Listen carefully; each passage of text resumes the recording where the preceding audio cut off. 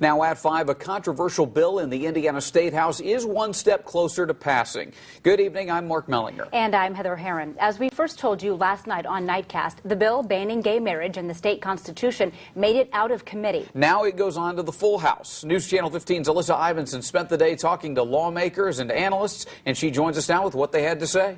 That's right. Well, the bill passed 9-3, right down party lines in the committee. From our area, Republican Casey Cox, who replaced Phyllis Pond, voted for it, and Democrat Phil Giaquinta voted against it.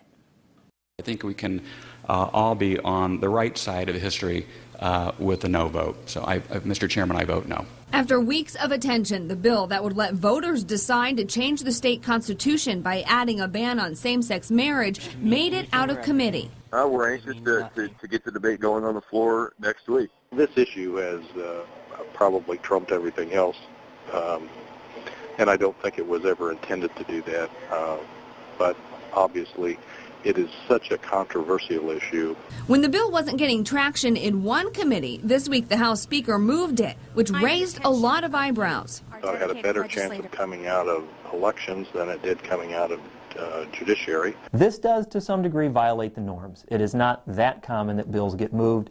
It is something that happens. It happens frequently, but this is a little unusual. The debate far from over. Remember, this is a referendum, so when we make a change to the Constitution, the people in November will ultimately decide the fate of this legislation. To change the Constitution, 2 General Assemblies have to pass the same bill with the same wording. That means there can't be any amendments or the clock would start over, and it might not get on the ballot until 2016. The belief is that by 16, the public sentiment may not be there to amend it into the Constitution. So there's a certain amount of pressure right now at this very moment.